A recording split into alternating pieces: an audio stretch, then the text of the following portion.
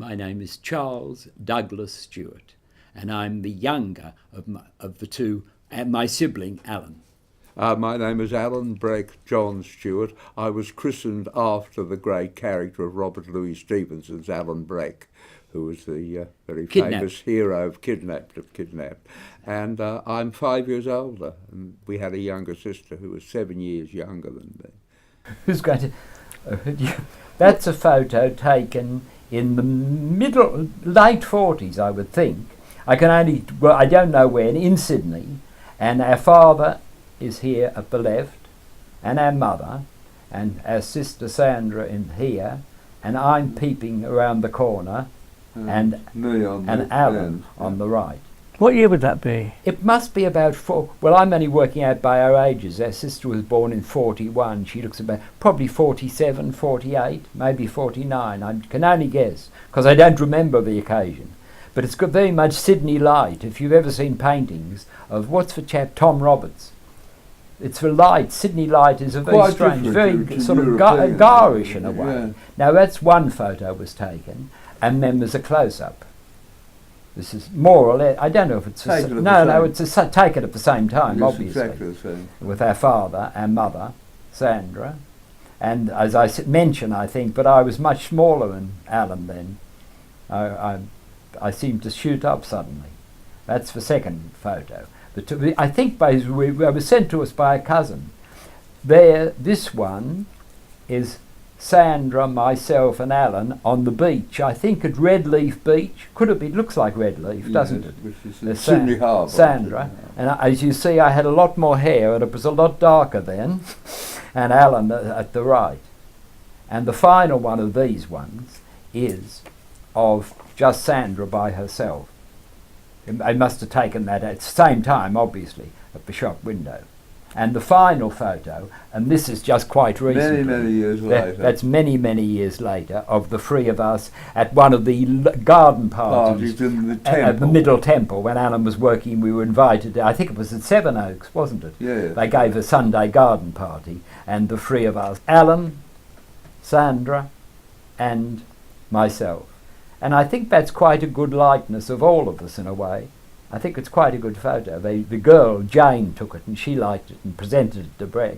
So I think that gives us quite a good impression of as we were, what, about 6, 7, 8 years ago. My father was born in 1885. He went to Perth Academy, was a very bright boy and was taken into the Bank of Scotland. He then moved on and was offered a job at the National City Bank of New York. And he was visiting Australia in 1914. And when war began, rather than going back to Scotland, he'd been a cadet in the Black Watch. He joined the 25th Queensland Infantry Battalion. He was a very expert horseman. Dropped his hat at a demonstration, picked it up, and the sergeant major said, "We don't want circus riders." So he got into the infantry. He was at the second landing at Gallipoli. He came out of that okay. He was wounded twice, and he was sent to Oxford for promotion to commissioned rank in the about 1916, and he won the Military Cross on the Somme. Then, after the war, he left the bank, became a rubber broker. He was actually considered the leading rubber broker in the world, and people such as Barbara Hutton, the Woolworth heiress, Lady Ewell, Detherdring, the head of Shell, and Winston Churchill all went to him for advice on buying rubber shares. So by the time he was about 46, he thought he'd retire. He was going to buy a place called Easter Tyre, where you shoot grouse and catch salmon up in the Highlands. But should we bring in our mother now? Now this is where single life ends. You add if you want anything. No, you go ahead now. But our mother was born in 1899. Her father was a surgeon, a doctor in Sydney. He was a very famous doctor. He had a picture of Sarah Bernhardt on a signed photo. When she visited Sydney, he was her doctor. The Jack Johnson fight, I think, he was the doctor for that, and he was the theatrical, all the theatricals he knew in Sydney. He was born in Dublin, and he went to Vienna, studied at the Hotel Dieu in Paris, as far as I know, at the same time as Louis Pasteur.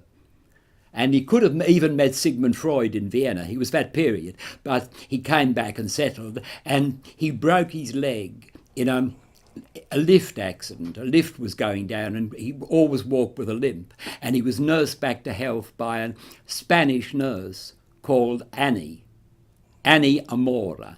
And they fell in love and got married. And that was our grandmother, Annie Amora, and our mother was the firstborn of the sisters, and she was born in 1899. Well, when the history of the films comes in then, but they made all their films. But that's when our father, on 1930, Poppy Day, November the 11th, 1930, she was selling poppies in Sydney as Lorraine, the famous screen actress, and he was drunk celebrating, and he came up to her and tried to buy all her poppies.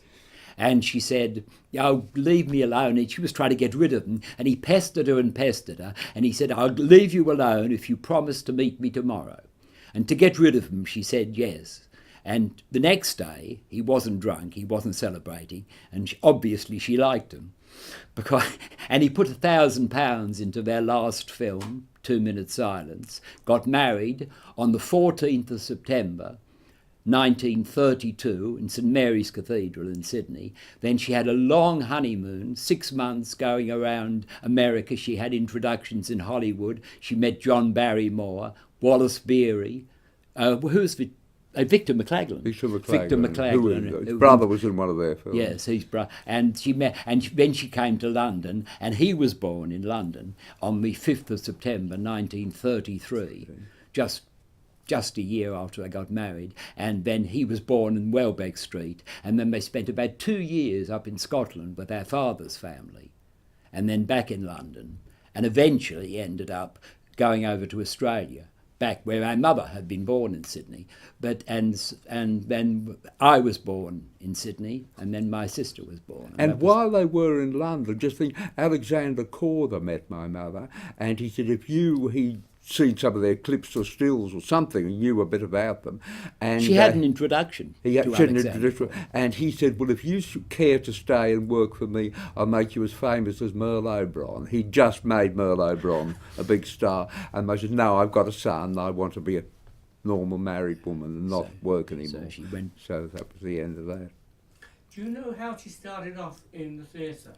Well, because of her father, the theatrical doctor. And Mary Lloyd was another of his patients, as well as Bernhardt. And because she was brought up in he took her to the opera and he took her to the theatre, and she was brought up in that theatrical way. But he died in 1921, I think. He was quite young. When she was only 21 years old. And she was in the country when he died, at Yass. Was she acting by then? No, he never saw her act. He never saw her. And she got word that he was sick, and she rushed back, and she said all the servants in the house were wearing black, and she knew he was dead as soon as she arrived, and they all courtesied when she came in, and she said she suddenly knew that she hadn't got back in time. And then he was Irish, of course, and he hadn't really provided. He had a lot of debts. Well, he was quite young, and he was in his 50s, wasn't he? I think just 60, maybe just over 60. And he didn't expect to die, and he had a lot of debts and things. So they had no money. They bought an old house called Drummoyne House, and all our grandmother knew was nursing, so she turned it into a nursing home. And then our mother, how she decided, because they were interested, the three girls, in films, they used to go to the cinema all the time, and they decided to try and get in, and our mother started making film advertisements as a model, and she posed for a few portraits by well-known Sydney artists, and she, when they decided to make she got into 2 or 3 films made by a chap called Beaumont Smith, I don't know if you know of him, and also Longford. She didn't work with Longford.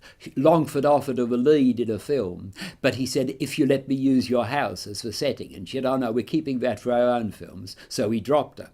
They weren't terribly fond of Longford, but Beaumont Smith put her in a film called Joe, which is lost, and then another film, The Painted Daughters, she was in.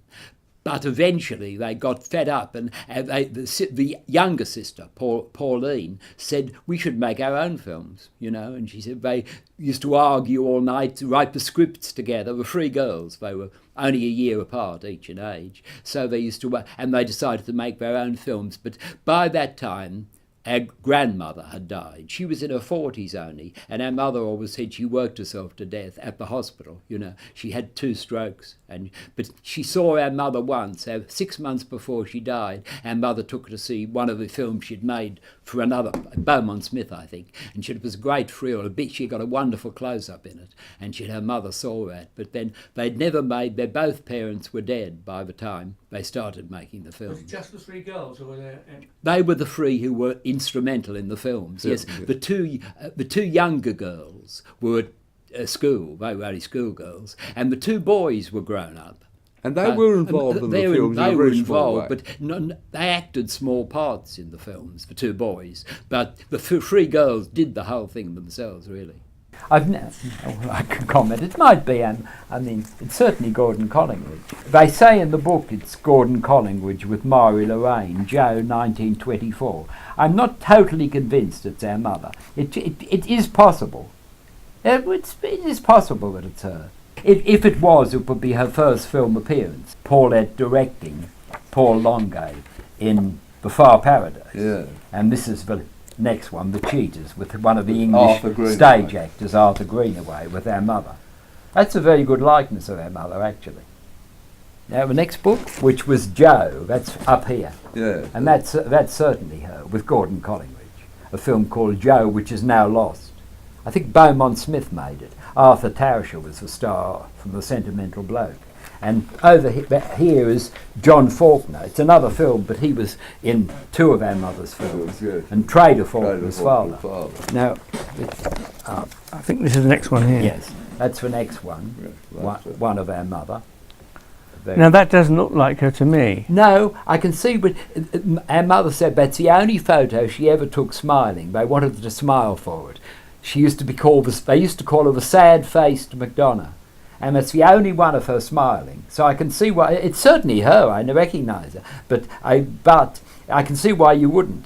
What year would that be, would you say? Really no idea.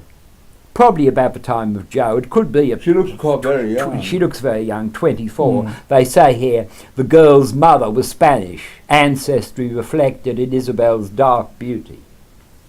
And these are the only 2 we've got of Pauline and Phyllis. Yeah. That's Phyllis, the second sister, and Pauline. They look like the same person to me. Are you sure they're different? Oh no, that's definitely Phyllis. No. We knew when you know them both, you can see that's definitely quite Phyllis and right, definitely Pauline. Both with bobbed hair. Yes, well that was a fashion. That was a fashion, yes. This is our mother in a film. This Those Who Love, which was made in 1926. And here's another scene from it, and one of our uncles is there somewhere in the beach park. And that's the girl who does the dance.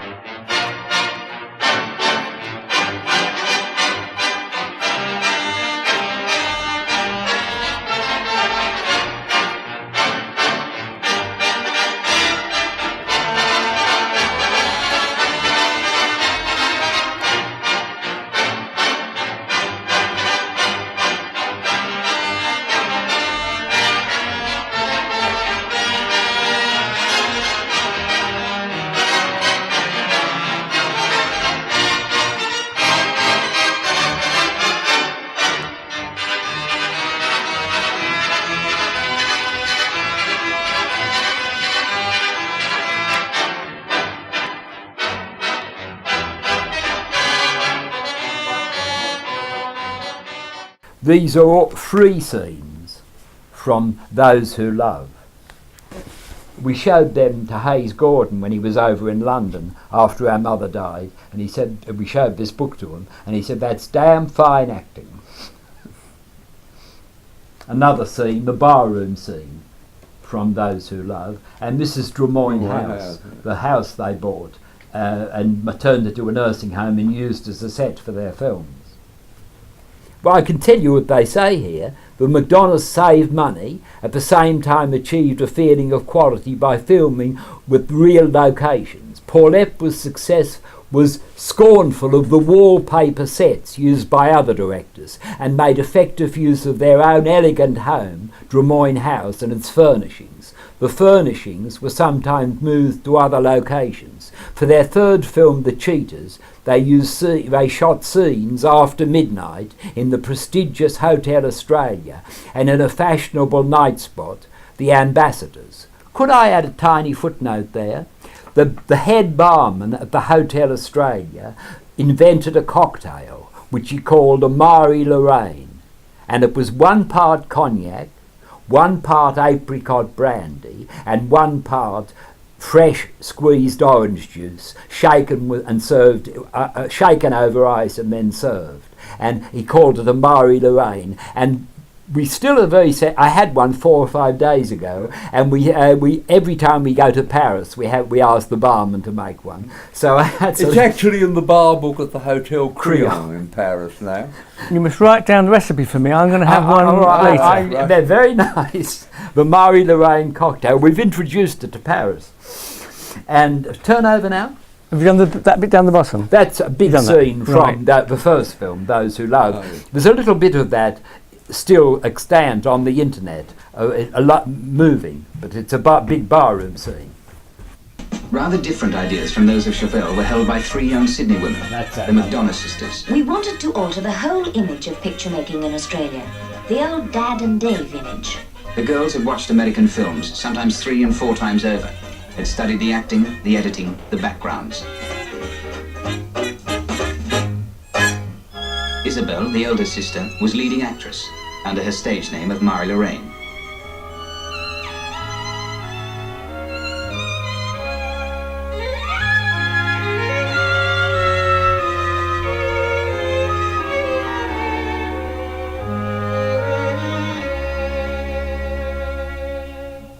Paulette McDonagh was the writer-director.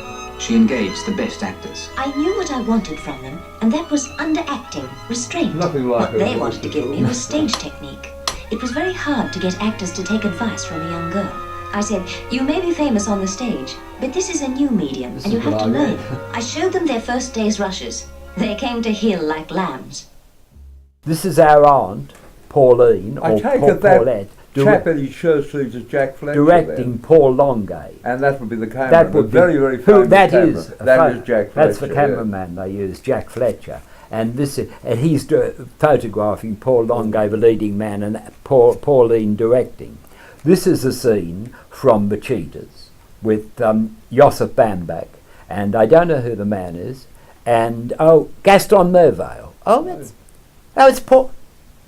It's Paul Long. That's the Far Paradise. And mother, Gaston Mervale, and Paul Longay as her lover, who's the old father's enemy. And that's the invitation, MCD Productions, in the presence of His Excellency Admiral Sir Dudley de Share, Governor of New South Wales. His daughter appeared as an extra in the film. His daughter. He liked this film so much that his daughter appeared in the next film, The Cheaters, had a small part in it. Elaine de Share. She saw it over here in London too. This was 1928, June the 19th at 11 a.m. And the last shot is a shot from, I think we photographed it in the other book. This is a better print of it, with Arthur Greenaway as her father, and Lorraine, or our mother, whatever you like to call her, or Isabella McDonagh. Brian Matthews, when he interviewed her, said, we've got someone with 3 names here. She's Isabella McDonagh, she's Lorraine, and she's Mrs. Charles Stewart. So that's her as Lorraine, and which is a very, very good likeness. I think that's perhaps the most like her, and it more fits in with the what I said about the sad-faced McDonagh, doesn't it, than the smiling one. And I don't know if you're interested, but that is McLaglen, Arthur McLaglen, who played the villain in The Far Paradise. And if you can see the very small print there, I think it says to Isabel. Yours, as he must have given that photo, to Isabel, yours, Arthur. I've got one more here, I think, which is... Oh, yes, that's Billy Carter and Lorraine in a sentimental scene from Those Who Love, 1926. That's the one they've got the little demonstration. Yes, that's our mother, and Billy Carter. Our father used to always carry a photo from that with that headscarf on. He used to carry it around in his wallet all his life. This photo of our mother. Yes, Phyllis at the left, Paulette. That's a straight face on as her. That looks very Pauline. Is very like her, very like she was. Phyllis too, and well, it's a bit blurred. Our mother's one because you stopped at the mid thing, but that's our mother in the middle with the headband on. Where did the name Mary Lorraine come from? Well, there was a singer called Violet Lorraine who used to sing with George Roby, If You Were the Only Girl in the World. You've probably heard the record. And Violet, and she liked the name Lorraine, and I suppose she called herself Marie after Our Lady, because she were Catholics, of course. And so she liked Marie Lorraine. Everyone used to call themselves by false names, pseudonyms in those days. I mean, I believe Joan Crawford's real name was Lucille Leseur or something, but they just... it was a thing. I don't know why she did it, but it's a nice name. Sounds good. Sounds like an actress. Did she talk about the acting school in Sydney run by P.J. Ramster? Oh, yes. Ramster... Paulette went to study filmmaking with Ramster. She realised in 2 or 3 days that he was a dead loss, to put it very mildly indeed. She put it rather strongly. She had a very, very strong line of invective, Paulette. She cared not for Ramster. Technically, they got on quite well. We met his wife, Dolly Ramster, once with our mother many, many years later. They were very friendly, but and so Paulette worked out the same way of studying films as I believe Ruben Mamoulian did, to look at the other films and see what they did that was right and what she thought they did was wrong. The biggest influence on her, I believe, is Fritz Lang. Possibly also, to some extent, D.W. Griffiths, of course, who really started everything for everybody. And I suppose, in the case of my mother, I would think maybe Mary Pickford. Why? Why? Because... she really invented modern acting, and everybody from Barbara Stanwyck, Joan Crawford, down to Elizabeth Taylor and Nicole Kidman really owes just about everything, I think, to Mary Pickford. She started modern acting. If you look at the great actresses before that Danish or Norwegian actress, Asta Nielsen, they were very, very sort of stylised, almost like Japanese puppets. And the actual naturalistic acting, I think, my mother certainly admitted. You can't say it was not just Mary Pickford, though. No. I mean, Mae Marsh and what's her name? Lillian Gish. Lillian Gish and Dorothy Gish. I mean, there was a lot. There were so many, and they knew all the films. You know, our mother, the first time when we were in London, this is jumping a few years, but she took us to a cinema, to a National Film Theatre, to Intolerance, Birth of a Nation, all the Griffiths films she took us to. All the Valentino films. All the Valentino films. As soon as they were on, we'd go and see them because she loved all those films. Did she ever show you any of her own films? Well, she didn't until it starts much, much later, about 1960-something. Years after, 30 years after the films were made, they thought they were lost. Their mother and the 2 sisters thought the films were lost. But fortunately, this is quite a long story, it's not that interesting, but they were found in a garage by an actor called Gordon Collingridge, and his children were playing them and making fun of the picture.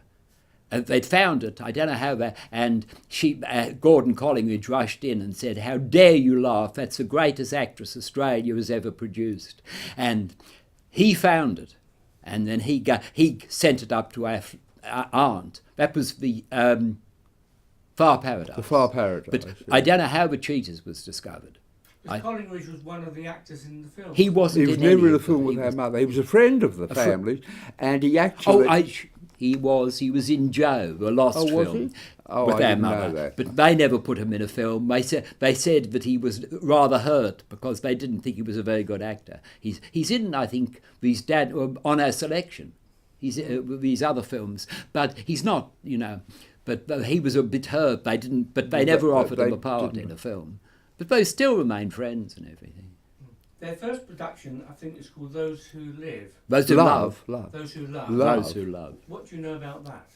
Well, I know, but they made it. They got the whole family. Aunt Pauline wrote it largely with help from Phyllis and our mother, and they got it together. It was about 3 minutes of it survive, which is on the internet at present, and it looks very good. I wish we could have seen more of it. But it's done as a little sort of demonstration to perhaps raise finance, or as a trailer, and there's just one or two small scenes with our mother, and then there's a dancing and beach party, and I recognise one of the brothers as one of the dancers, just as an extra, waltzing around with a girl. And the other brother, Grant, appears in Macheetahs, just with little tiny parts. And did they use your house for any of the sets? The big Drummoyne house. They use that all the time. All the films. I mean, did you ever visit Drummoyne House yourself? Our mother took us there, to look yes, at it. before Can we you tell us left. something about it? Well, it was, I don't know that much. I know it was a very big house. It was Government House in Sydney for a time. It was on the river. The Parramatta River. And it's now demolished. They demolished it, but it was a lovely old house, stained glass windows, a typical 1850s. It was a government house. It belonged to a lot of people. Yeah. There's quite a lot about it on the internet, but we only know what our mother told us. And how did your family get that? Well, apparently I really don't. It was when the father died, our grandfather, that the grandmother needed to make money, so they apparently rented it. I take it as just on the market. I don't know any as details. it turned it into a nursing home. And you don't know how long they were there for? Oh yeah, they yes. must have been there for going on 10 years, because they used it for all the films. All the films have been up till 1930. Yeah. So they must have been there from about 1921 or 2, 8 years till about 1930. So maybe they hide it in the thought of using it as a film studio. No, as a hospital. It was because they turned it into a nursing home. Nursing I don't home, think they'd thought of probably films haven't thought of it there at that time. Why did they turn it into a nursing home? Who was the nurse in the family? Our grandmother. I don't know if you remember. I mentioned that she nursed our grandfather back to health. That's how they. She died about 1925. 5, yes. And but she was. Oh, can you repeat the name of the house again, please? Drummoyne House. Drummoyne House. Which sounds like an Irish. It I does, think doesn't a it? Scotsman built it, we read on the internet somewhere, but this is long before their time in the 18-somethings. Drummoyne House, yeah. Our mother used to tell us horrible stories about. She was used to work as a nurse. Our mother was a nurse, and our grandmother, and he was a surgeon. She used to assist at operations, and she used to tell us horror stories about how grandfather pulling out piles of bowels all over the floor of because they didn't have the hygiene in most. They knew a bit, but not like today. And but she used to, and he was a medical student, the oldest of the boys. And he used to bring his specimens home to do his anatomy classes. And one day they found their family dog playing with a human brain in the garden, using it as a ball. All stories like that, Something out of Doctor in the House. Coming to the second film, The Cheaters. Yeah. Oh, no. Far Paradise. Far Paradise. Far Paradise, 28. I think there is some conjecture about when that was made. I found a reference to having made in the Cheaters had been made first, but not released. Oh no, absolutely. That's absolutely impossible, I promise you that. But Far Paradise was definitely first, 28. And that one survives. Just about. Except for one reel. One reel's missing. Tell us something about that film, then. Oh, well, I've seen it numbers of times. Yes. I think it's a wonderful film. Well, of course, I'm prejudiced, aren't I? But it's a sort of romantic melodrama. The two fathers, old enemies, and then our mother meets the hero, who they don't know that their fathers are enemies, and the fathers forbid them to see each other. And then there's Victor McLaglen's brother, Andrew McLaglen. McLaglen plays the villain. Kenneth. Was it Kenneth? No, Andrew. Or Arthur? Andrew. Arthur. Arthur or Andrew? I think. There's a photo. Arthur McLaglen, yes, Arthur. I'm pretty sure it's Arthur. Yes, and he plays the villain.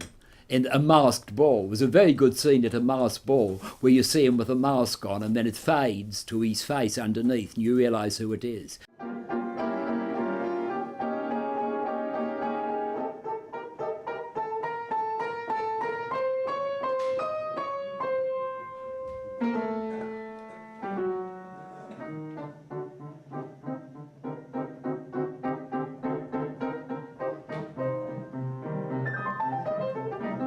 The bit that's missing is when he tries to attack our mother and the father comes in and they struggle and he's shot accidentally and killed. That's the bit of the film that's missing. And then they rush to the country to escape justice and our mother works on a farm and tries to look after it. And the hero finds her, of course, and the father dies and the hero takes her back and they live happily ever after, as they did in films in those days. Is this the film when she's supposed to have sacked Ramster? No, that's the first. Those who love. That's the one. He was on it for 3 weeks, and then our sister sacked Pauline. She said, as I said, she thought he was a dead loss. She said no. She sacked him, and she went ahead by herself. That was the first film he was on. Those Who Love. And Far Paradise was also released in sound, was it not? No, Cheaters. Far Paradise purely silent. The first two, Those Who Love the Far Paradise, are silent, absolutely. And it had a royal premiere. The Governor-General came and there was a great deal of publicity in the papers. He was seen wiping his eyes with his handkerchief after the film and they said, Governor-General cries at McDonagh's sister's film. So it was got quite a big premiere in one of the, I think, Prince Edward Theatre, a big theatre in London. In Sydney. And next film is The Cheaters. Yes. Does this survive? You complete, yes. That's the only complete. And can you tell us the story of that film? Well, it's a very melodramatic story once again. Do you want it all on? No, you go ahead. It's very complicated. Two old enemies. One goes to jail and the other one won't help him. And so when he gets out of jail, I'm giving away the plot or excitement. He gets out of jail and they kidnap this little girl from the other one and bring her up as the daughter of the one who's the criminal, and he brings her up as a thief, so he can get his revenge by going to rob the house of his old enemy, who's a real father. Very complicated plot. She falls in love with the stepson. She falls in love, but it has a happy ending. But there's a lot of death and stuff first. It's very Fritz Langish in many ways. It's like some of these, the Spioni or Dr. Mabuse. It's got quite a lot in common with them. You can certainly see where Paulette got it, probably learned more from German cinema than anything else. Quite unusual, particularly for Australia or even for England at that time, was the big German influence on. Because my reading about your mother and your aunt in particular, Paulette or Pauline as you call her, was that she was very influenced by American films. Oh, she was. Oh, yes, too, yes. D.W. Griffiths and Cecil B. DeMille, I think, too. There was a season of Australian films at the Beaubourg in Paris, and the curator there, a French professor, a woman who we met, she was the first one that put us on to Fritz Lang. She said, I can see Fritz Lang She suggested Fritz Lang. She thought it was like Fritz Lang. And when you see all the Fritz Lang films, which we hadn't seen then, since that time, we've seen just about everything of Fritz Lang, and you see scene after scene where you think... But I think she got the whole milieu of criminal underworld from Fritz Lang, probably. So they would have been shown in Australia by then, I suppose they would have been. Oh, yes, the early ones, certainly. I think, what's Mabuse? About 24, is it? 20? I've had a scene, I'm sure I've had a scene. Certainly in Britain, German films were banned until about 1924. You weren't allowed to see a German film because of the First World War. I didn't know that. Well, maybe it was, but by 24, I think better, because they didn't start making films till 26. But certainly Hollywood had a big influence on them, I'm quite sure. Who financed their films? Just about anybody. They used to go round. They didn't have any money. It was a story got around that their father left them £1,000 to make. It's a total rubbish. They had no money at all. They were in debt when he died. They did it all themselves. particularly Phyllis. Phyllis was the middle one. She was very good at getting money. She'd go around to all the leading department stores, a place called David Jones, and another one, Snow's.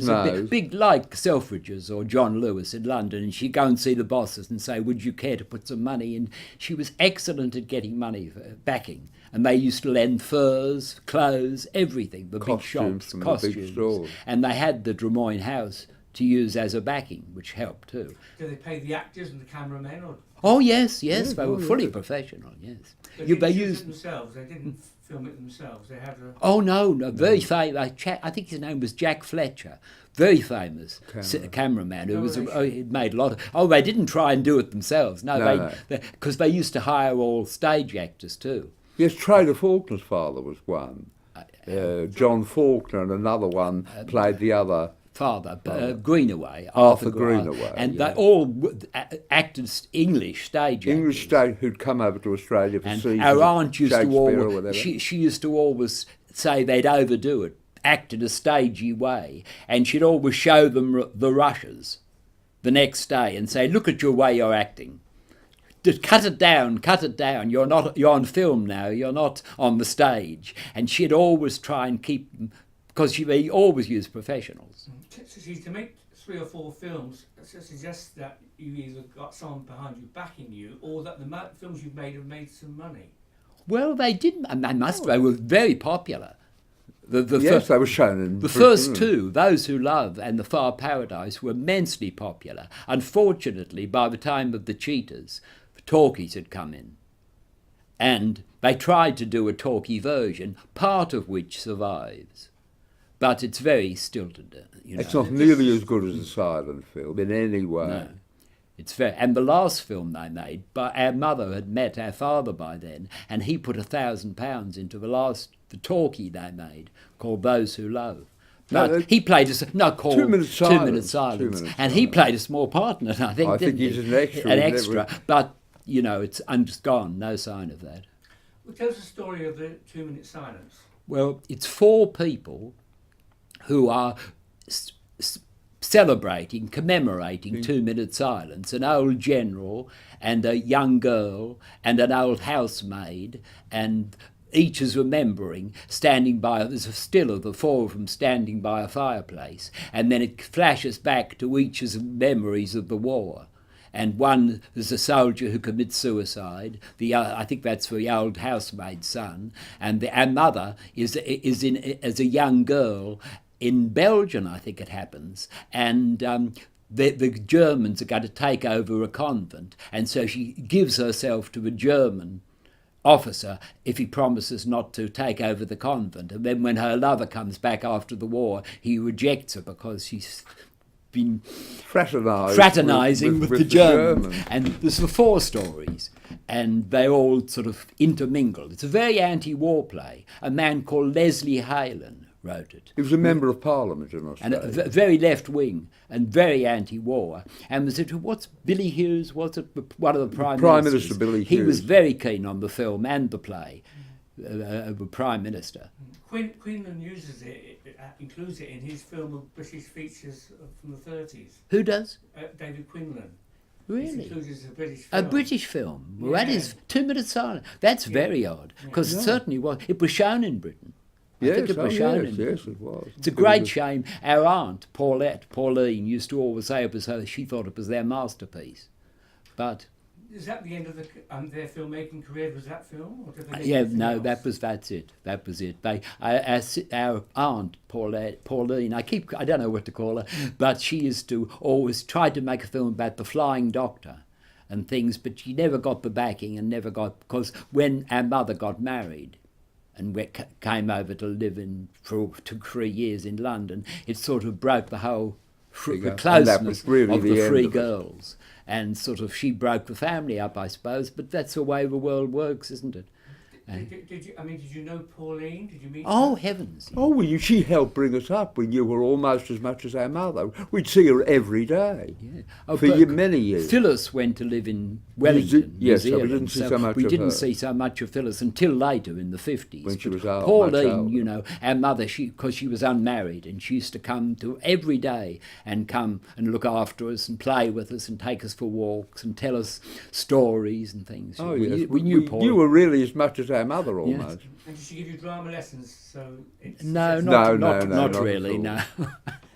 And there was the three of you then in your family. Yes. True, yes. Alan, born first in London, then I was born in Sydney, and then my sister Sandra was Sydney. born in Sydney. And when did you leave Sydney for London? 1965. April 1965. I should mention as a slight side thing, but we all went into the acting profession in Sydney in the 50s, late 50s, early 60s. We were all very young then, and an actor called Hayes Gordon, a very famous American actor. musical actor. He starred in Kiss Me Kate and Kismet, and he went to the Actors Studio, and he was a friend of Marlon Brando's and Julie Harris and all these method people. And he came to Sydney in Kiss Me Kate, and he stayed in Sydney and opened a theatre. And the three of us and our mother, the four of us, were all involved in starting the ensemble theatre in Sydney, and we were all involved in the opening of the theatre. And our mother was starred in 2 plays there, and I had little parts in a couple. Alan was in another one. And our sister, we all, for about 2-3 years. You all got your equity cards? No, we didn't have equity cards then. Not in No. but it was quite a fun experience, and it was interesting. I played one play for 150 performances. So it was a play of The Man. Only a small part. Had about a 10-minute scene delivering groceries. This woman's been terrorised by a maniac, and she's trying to give a message to me as delivering the groceries, and I'm so stupid I don't see it. And she's trying to slip me a message, and I'm unloading. It's only a 10-minute scene, but it was an actress called Clarissa Kay used to play it. She was married to James Mason. She was James Mason's wife. Last wife. He had a couple, I think. Yeah.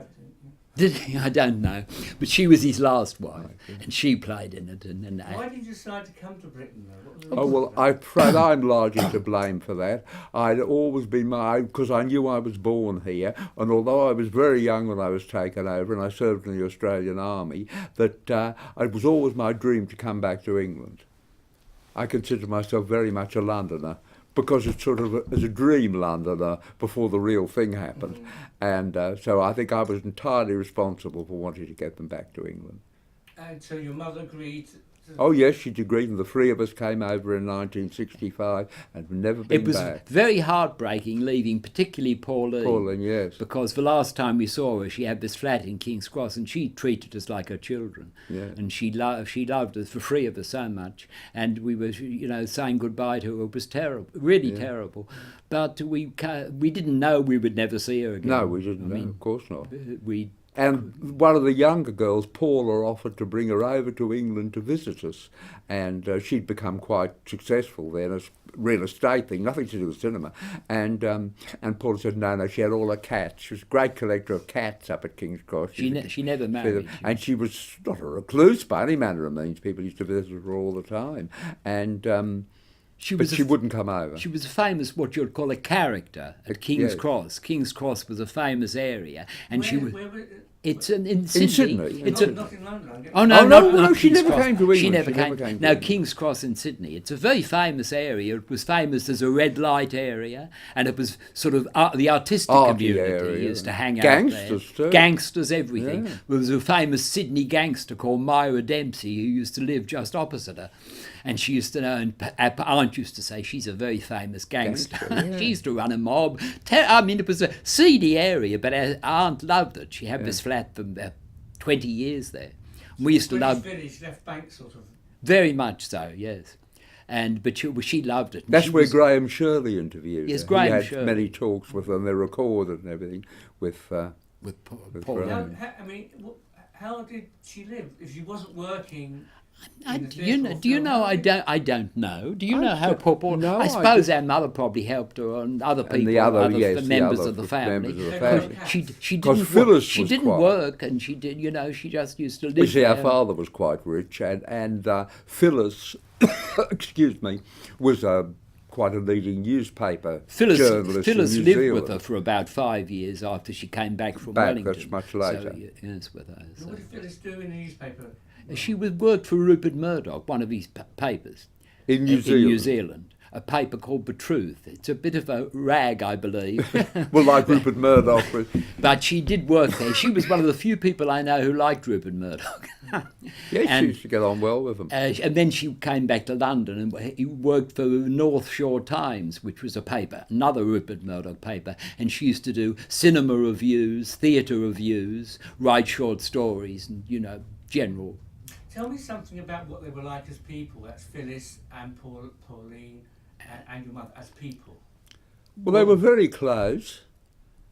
How can it's so hard to talk about people which you're very close to? Well, our mother was we had an idyllic childhood in a way, because when Sandra was only 6 months old, the middle of the war, there was a great threat of Japan invading Sydney. So our father moved about 8 miles out of Sydney, and he had it all arranged with a man with a boat, if the Japanese invaded, for us to escape on this boat and try and get to America. try and get to America to escape from the Japanese. So that's why we moved to this rather large, about half an acre garden in about 8 miles out of Sydney. And we had a very idyllic childhood there. We the three of us grew up, and our aunt used to visit us every day, and our mother was with us all the time, and our father. And it was really a idyllic paradise for children. Just to play an enormous garden. Our father used to grow vegetables, flowers, and just to while away the days, enjoying his childhood. We hated school. None of us really liked school. We couldn't wait to get back to our garden. It's the Garden of Eden, I suppose. Yes. Maybe that's why you've not gone back, because it's breaking an idyll. Very possibly. Yes, I wouldn't care to go back really to Sydney. Personally, I wouldn't like to go Well, back. we haven't in 50 years. For what, 40? Well, just 49 years. Oh, Since we've And seen all your it. photographs are all out there still? Well, our aunt's got a lot of them, and we've got a few here, but most of them are. But we've sort of settled in London. I don't know, we didn't plan to live here forever, but we liked so much. I mean, we loved going to concerts and the art galleries. We saw Otto Klemperer conducting 20 times, George Zell. We saw Maria Callas's last concert. Olivier and Ralph Richardson and John Gielgud and all the famous actors and the famous theatricals and the famous singers. And Sydney is so far, and they don't. I suppose they get out there now since the opera. Of course, Joan Sutherland, we saw her many times, but only in London, never in Sydney. Did your aunt ever make any shorts? Yes, she did. Tell me about those. You want to? There was one about a very famous Olympic swimmer, Boyd Charlton, called In the Swim. There was one called How I Play Cricket, with Don Bradman actually demonstrates his technique on screen. But come for a walk, and Don Bradman will reveal to you yet another secret of his early cricket. Bradman is one of the finest fieldsmen in the world today. Here's the university where he was trained, a paling fence. And no cricketer ever throws wickeder balls than a paling fence. At the bottom of the fence you will see a curved rail. Against this rail for days on end, Bradman would hurl a golf ball and then try to catch it as it came whizzing back. Of course, he has an admiring audience in the grandstand. Hello, Dad. And another one was on the famous racehorse Far Lap. All shots of him and his owner and jockeys and everything. I know the Don Bradman one, that Paul Ed begged him to let him film his wedding, and he was a very private man, and he wouldn't allow that. Everything of him is cricket. No, his mother appears, doesn't she, in one scene? Oh, yes, maybe in the beginning, but he wouldn't let them film. I know Paul Ed tried to persuade him. And of course, poor Far Lap, I don't know if you've ever heard of Far Lap, have you? A famous racehorse in Sydney, and he went to America. He was going to ride, and he was poisoned. In by America. the mobs or something like that. Gangsters, I suppose. That was the period of Scarface. This is not a disguise to dodge the gunman. It's just Farlap in his exercise clothing. That's better. No clothes now. The nude coat and a sandbar. And how he enjoys it. Roll the wrinkles out of that, he tells the stable boys. Young Tommy Woodcock. I say, come here, old man, it's mine. And I've earned it. I want my sugar, sir. Hand it over immediately. Hand it over, sir. Come on. Did Phyllis ever marry? Yes. Oh, yes, she was married to another person who worked in the newspapers. He was a reader, not a reporter, but you're checking, proofreader, and they were married for many years. And did she have a family at all? No, she had they no never had children at all. Because she was the art director. Did she ever Yes. talk about... I must say she didn't. You said, but did she ever talk about... No, she didn't, actually. I never ever remember... They used to often discuss the films. They'd bring out these big publicity books of Pauline's. Paulette kept very accurate publicity books, very well designed. I mean, you'd even find little things like coasters from drinks with Mummy's picture on them or something, or a paper napkin advertising it. Every review from all the papers, the Sydney Morning Herald and all the Bulletin, and she kept everything, and they're all in the Mitchell Library, which is the sort of British Library of Australia, the Mitchell Library. We grew up, it's funny how children accept these things. We knew our mother was a famous actress, and we knew our aunt was a director, and you just accept it when you're children. It wasn't really till I saw the film for the first time, The Cheaters, at Canberra, just about 3 years before we left Australia, about 1962, that it suddenly came home to me exactly what they were. And you realise it. I said when we introduced the film at the Barbican, that when after we saw the screening of The Cheaters, we went to a restaurant and had some steak and Côte d'Rône, and I said to my mother, I toasted her, I said, I think this is the best day I've ever had in my life. And my mother said, that's the nicest compliment anyone's ever paid me. You know, I think too, it wasn't just us, because I've heard Mary Pickford interviewed and say that the films weren't taken very seriously. There was a few people like yourselves and Graham Shirley and all the Cinematheque in Paris. It's quite a moderately recent phenomenon, isn't it?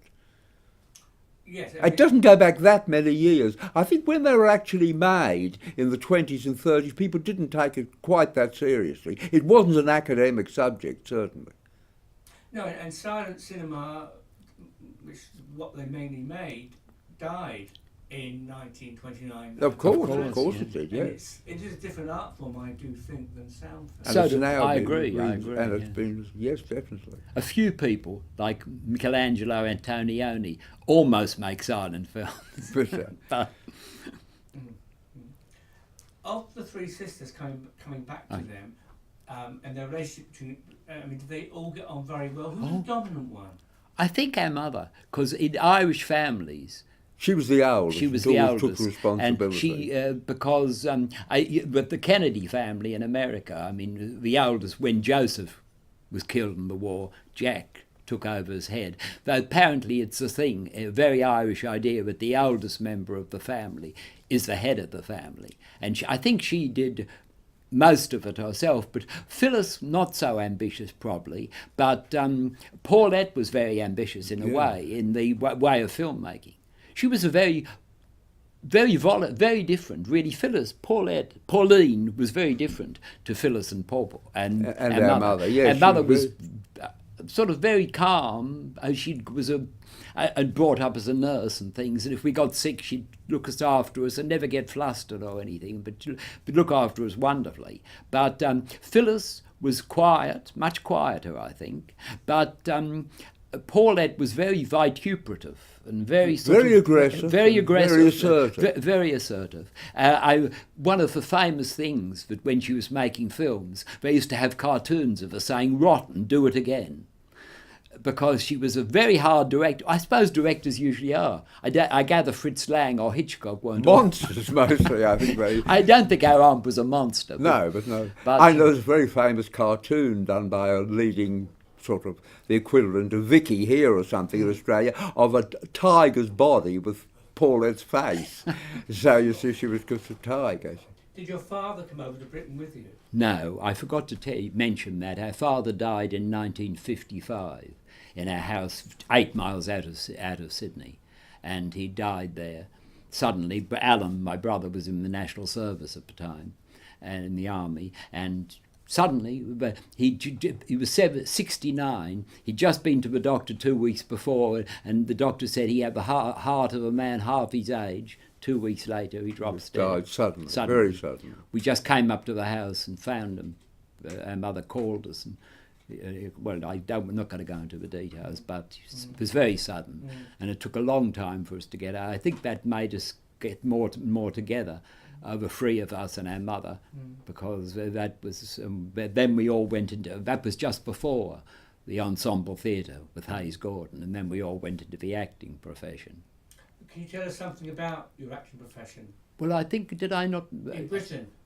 Oh, we didn't act never acted. All was just 3 years in Australia when we were young. So what did you do in Britain then? I don't Oh, know. well, I worked for the British Museum for quite a long time, and I also, because being a soldier, there's an awful lot of soldiers work for the temple. I worked for the Middle Temple with barristers. But I'm just... and then, as I said, 11 years with the British Museum. But I don't know what I did. I wouldn't like to say. I don't like the word bummed around, but I did a few things. You know, we picked hops once and For a holiday. holiday, and You're like your Aunt Paulette then? You're a left bank person. yes, very much so. But I didn't. I really can't say I did anything except read novels and read books and write poetry and write plays. I've written 3 novels, none of which have been published yet. Tell us about them. I've What written about 5 plays. The National Theatre has a play of mine at present.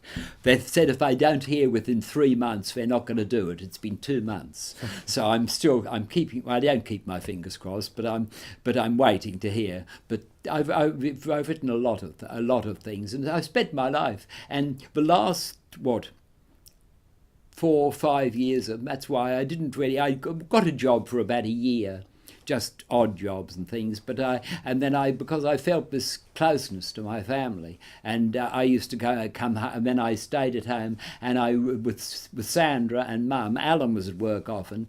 We read a great many things, all the plays of Eugene O'Neill, all the novels of William Faulkner, and greatest of all the novels of Henry James.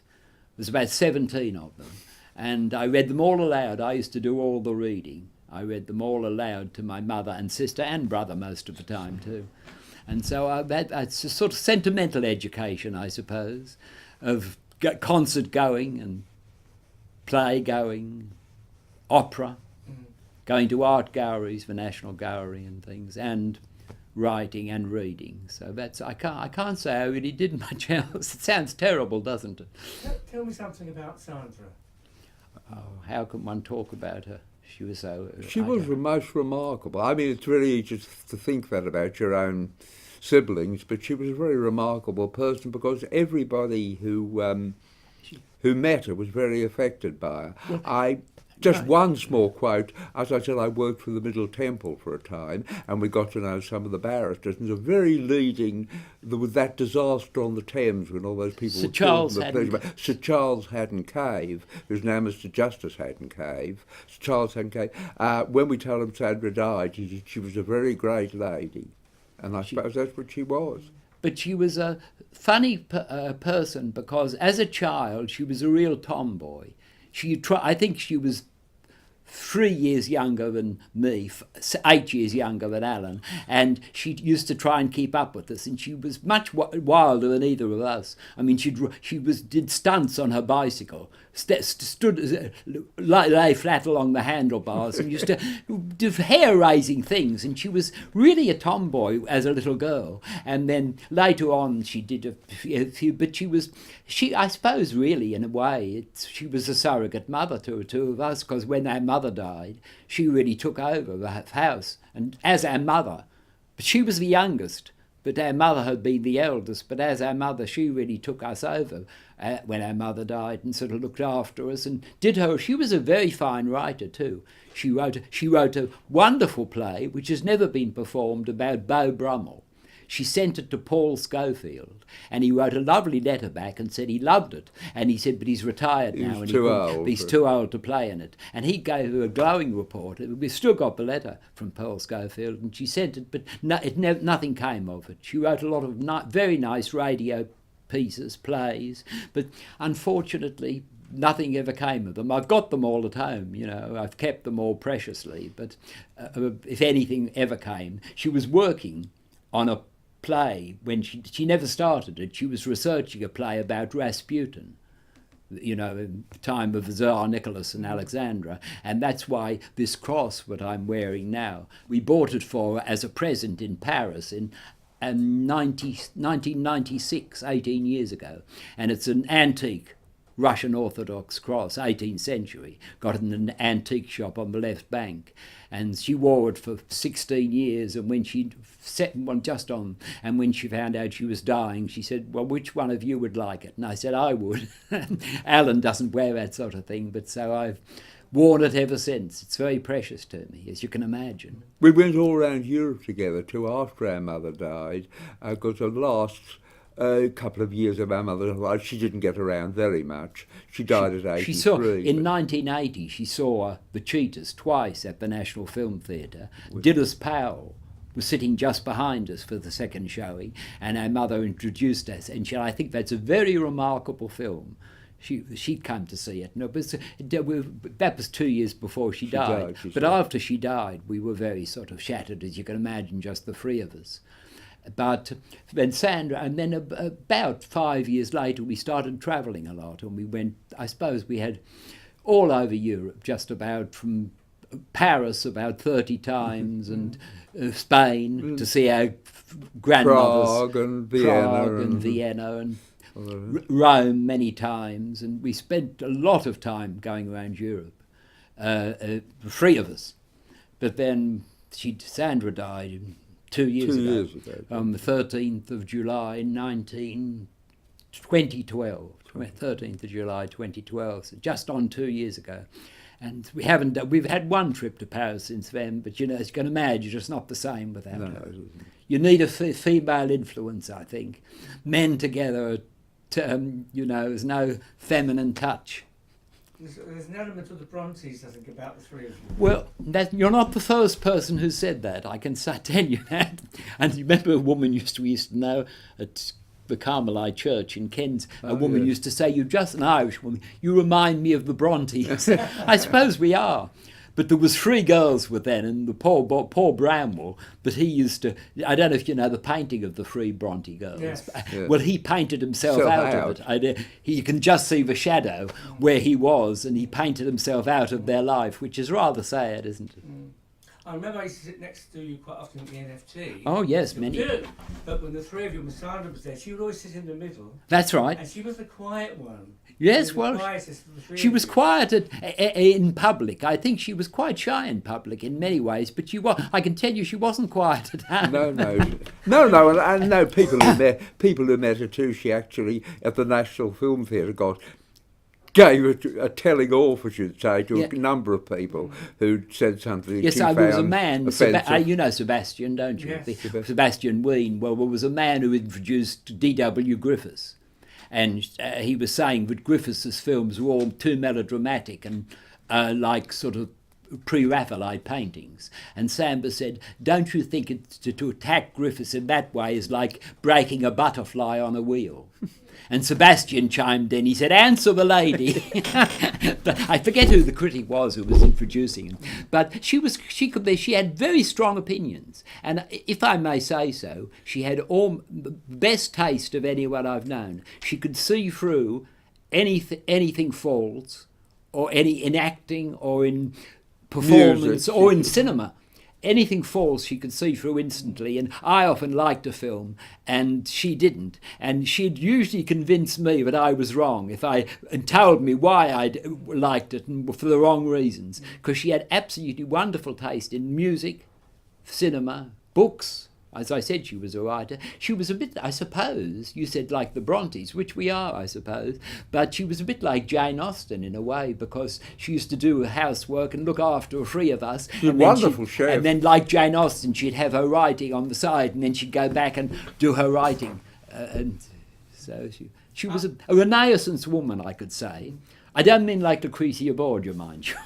I can remember her one film, Crying. And, and it was one of these musical films by I can't think of his name now.